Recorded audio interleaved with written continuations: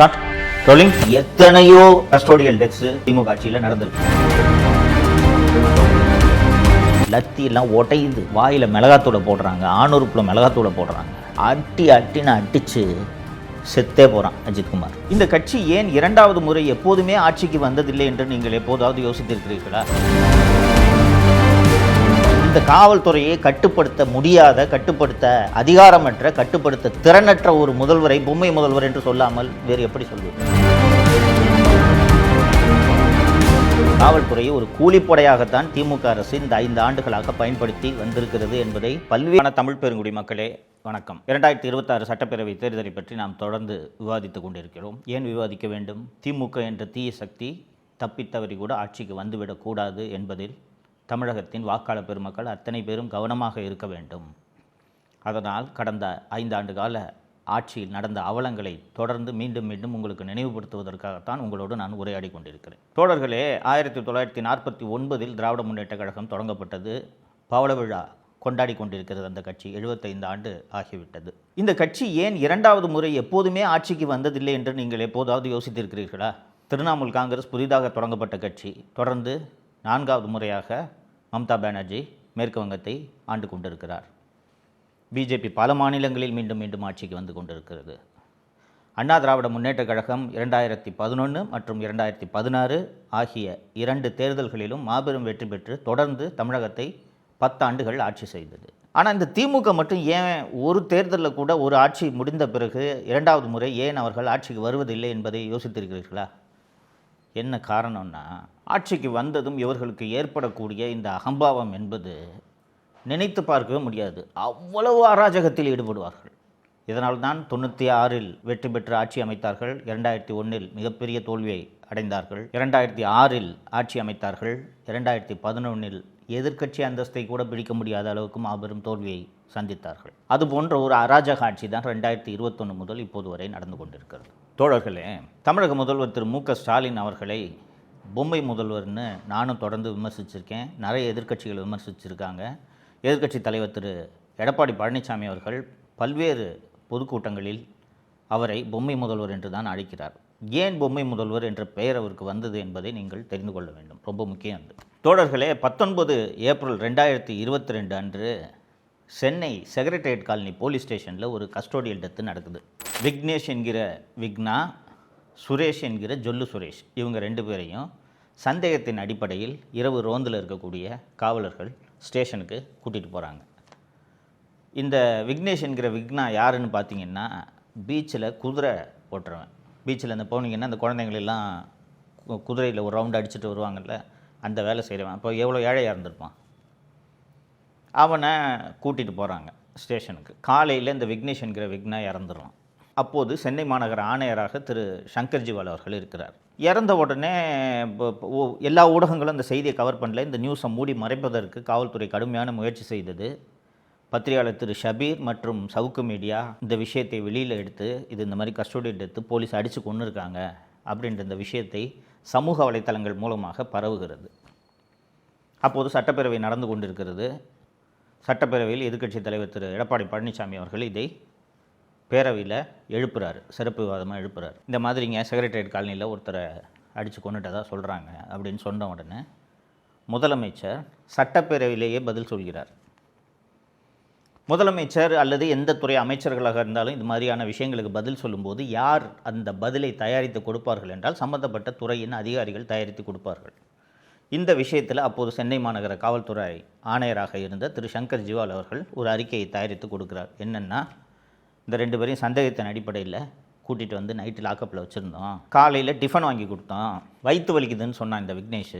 அவனை வயிற்று வலின்னு சொன்ன உடனே உடனடியாக பக்கத்தில் இருக்கிற மருத்துவமனைக்கு கூட்டிகிட்டு போனால் அங்கே போனால் இறந்துட்டான்னு சொல்லிட்டாங்க என்று சொல்கிறார். காலை உணவு சாப்பிட்ட பின் விக்னேஷுக்கு திடீரென்று வாந்தி, வலிப்பு வந்திருக்கிறது. உடனே அருகில் இருக்கக்கூடிய தனியார் மருத்துவமனைக்கு அவரை கொண்டு சென்றிருக்கிறார்கள். அங்கிருந்து மேல் சிகிச்சைக்காக கீழ்ப்பாக்கம் அரசு மருத்துவமனைக்கு கொண்டு செல்லப்பட்டிருக்கிறார். ஆனால் அங்கு அவரை பரிசோதித்த மருத்துவர்கள் அவர் இறந்த நிலையில் கொண்டு வரப்பட்டதை தெரிவிச்சிருக்கிறார். இறந்து போன அந்த விக்னேஷோட உடல் அரசு மருத்துவர்களால் போஸ்ட்மார்ட்டம் உடற்கூராய்வு செய்யப்படுகிறது.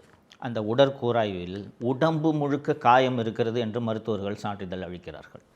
13 காயங்கள், லத்தியாலும் மற்ற ஆயுதங்களாலும் அடித்ததற்கான 13 காயங்கள் இருக்கிறது என்று அரசு மருத்துவர்கள் அறிக்கை கொடுத்து விடுகிறார்கள். அதை மூடி மறைக்க முடியாதுல்ல, ஏன்னா போஸ்ட்மார்ட்டம் வீடியோ எடுப்பாங்க, அதனால் மூடி மறைக்க முடியாது. இருக்கிறத டாக்டர்ஸ் கொடுத்துட்டாங்க. மறுநாள் அசெம்பிளியில் திருப்பி படிக்கிறார் முதல்வர். 2 நாள் கூட கேப் இல்லை, மறுநாள் இது போல் விக்னேஷோட உடலை உடற்கூறாய்வு செய்தோம். அந்த உடற்கூறாய்வில் 13 காயங்கள் இருந்தனன்னு தெரிய வந்துச்சு. நான் உடனே சிபிசிஐடி விசாரணைக்கு உத்தரவிட்டுட்டேன்.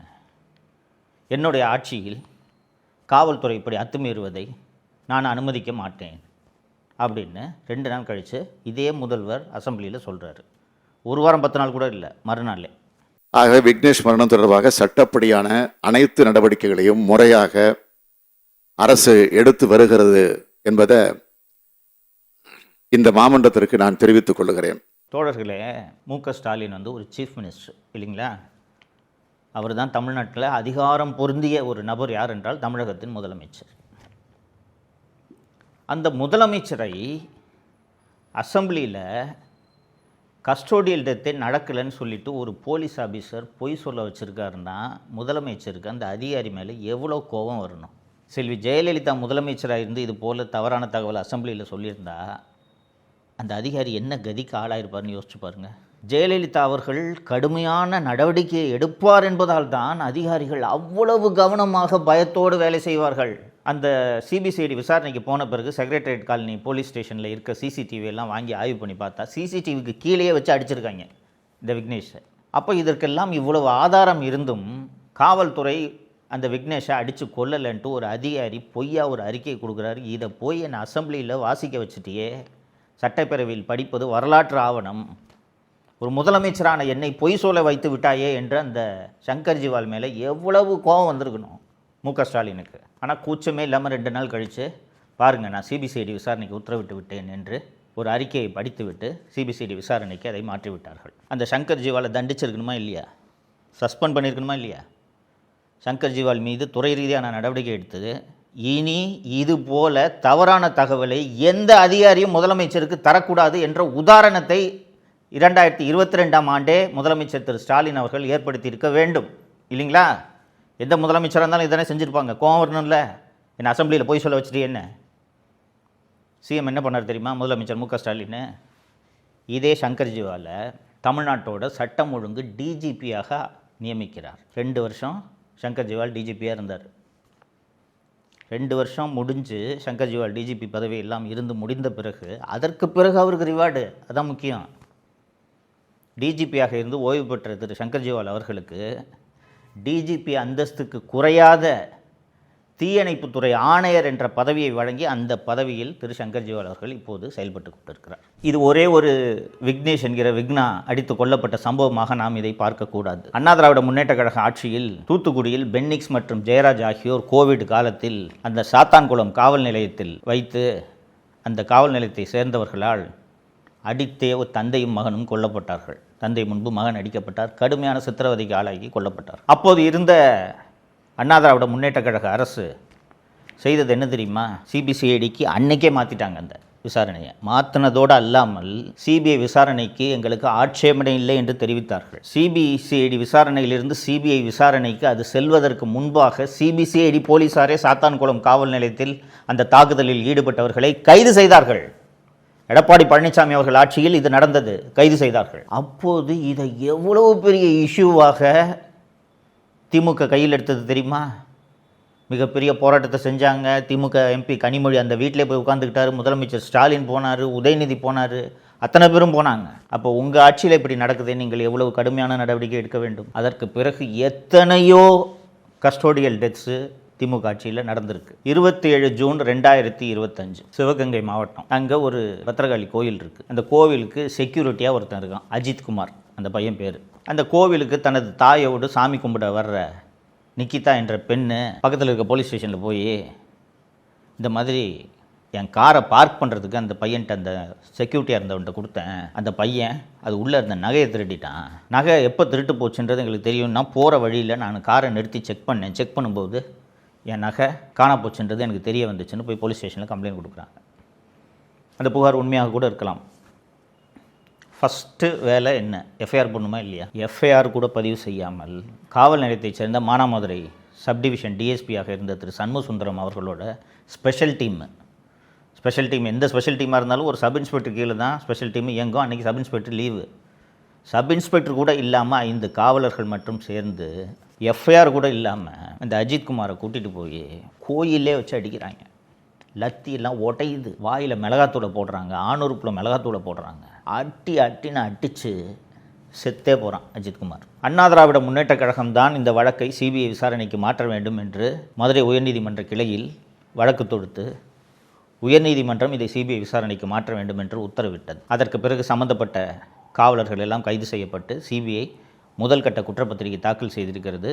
அடுத்து இப்போது சிபிஐ கடைசியாக தாக்கல் செய்த அறிக்கையில் நகையே காணா போல நிகிதா கொடுத்த கம்ப்ளைண்ட் பொய் கம்ப்ளைண்ட்டுன்னு தெரிய வந்துருச்சுன்ட்டு சிபிஐ விசாரணை அறிக்கையில் தெரிவிச்சிருச்சு. தோழர்களே, திமுக ஆட்சியினாலே அராஜகம்ன்ட்டு நான் தொடக்கத்தில் சொன்னேன். திமுகவினரை தவிர காவல்துறையினரும் எப்படிப்பட்ட அராஜகங்களில் ஈடுபடுகிறார்கள் பார்த்தீர்களா? நான் இப்போ சொன்னது விக்னேஷ் என்கிற விக்னா மற்றும் அஜித்குமார் ஆகியோர் இந்த 2 விவகாரங்களையும் ஒரு உதாரணத்துக்காக சொன்னேன். இது போல் பல்வேறு கஸ்டோடியல் டெத்ஸு இந்த 5 ஆண்டுகளில் நடந்திருக்கிறது. இது போல் சம்பவங்கள்லாம் நடக்குது. சம்பந்தப்பட்ட காவல்துறையினருக்கு கடுமையான தண்டனையை வழங்குவேன் என்று முதலமைச்சர் கடுமையாக இரும்பு கரம் கொண்டு நடவடிக்கை எடுத்திருந்தால் இப்படி இத்தனை அப்பாவிகள் செத்திருப்பார்களா? ஒருத்தன் பீச்சில் குதிரை ஓட்டுறவன் விக்னேஷ், இன்னொருத்தன் கோவிலில் செக்யூரிட்டி, பிரைவேட் செக்யூரிட்டி கார்டு 12,000 சம்பளம் வாங்குவான். அவன் செய்யாத திருட்டுக்காக 5 காவலர்கள் அவனை அடித்தே கொள்கிறார்கள் என்றால் காவல்துறைக்கு எந்த அளவுக்கு துணிவு வந்திருக்கிறது? இந்த காவல்துறையை கட்டுப்படுத்த முடியாத, கட்டுப்படுத்த அதிகாரமற்ற, கட்டுப்படுத்த திறனற்ற ஒரு முதல்வரை பொம்மை முதல்வர் என்று சொல்லாமல் வேறு எப்படி சொல்வது? சாதாரண பொதுமக்களுக்கு பாதுகாப்பே கிடையாது தோழர்களே. இன்னும் வரக்கூடிய நாட்களில் நான் தொடர்ந்து பேசுவேன். திமுகவை எதிர்த்து பேசினாலே பொய் வழக்கில் காவல்துறை கைது செய்கிறது. காவல்துறையை கிட்டத்தட்ட திமுகவின் கூலிப்படையாகவே தமிழக முதல்வர் மாற்றிவிட்டார். ஏன்னா எந்த காவல்துறை அதிகாரி மீதும் நடவடிக்கை எடுப்பதில்லை அப்படின்றத பல்வேறு சம்பவங்களில் நாம் பார்த்துருக்கோம். இந்த சம்பவங்களும் உதாரணம். அதனால் சாதாரண பொதுமக்களுக்கு பாதுகாப்பு இல்லாமல் எதிர்த்து குரல் கொடுப்பவர்களை காவல்துறையை வைத்து வேட்டையாடி காவல்துறையை ஒரு கூலிப்படையாகத்தான் திமுக அரசு இந்த 5 ஆண்டுகளாக பயன்படுத்தி வந்திருக்கிறது என்பதை பல்வேறு சம்பவங்களில் நீங்களே பார்த்திருப்பீர்கள். இப்போது இந்த ஆட்சி மீண்டும் தொடர்ந்தால் காவல்துறை மக்களுக்கு பாதுகாப்பு தர வேண்டும். ஆனால் காவல்துறை கூலிப்படையாக மாறி இது போல செயல்பட்டால் அஜித்குமார்களும் விக்னேஷ் என்கிற விக்னாக்களும் மீண்டும் அடுத்த ஆட்சியிலும் தொடர்வார்களா இல்லையா என்பதை நீங்கள் அத்தனை பேரும் சிந்திக்க வேண்டும். 2026 வாக்களிக்கும் போது, வாக்குச்சாவடிக்கு செல்லும் போது தப்பித்தவறி கூட உதயசூரியன் மற்றும் அதன் கூட்டணி கட்சிகளுக்கு வாக்களித்து விடக்கூடாது என்பதை நீங்கள் மனதில் வைக்க வேண்டும். மீண்டும் இந்த காட்டாட்சி தொடர்ந்தால் தமிழகத்தை யாராலும் காப்பாற்ற முடியாது என்பதை நீங்கள் மனதில் வைத்துக்கொள்ள வேண்டும். அதற்காக தான் இந்த விழிப்புணர்வு வீடியோ. தொடர்ந்து விவாதிப்போம். நன்றி. தமிழகத்தை காப்போம்.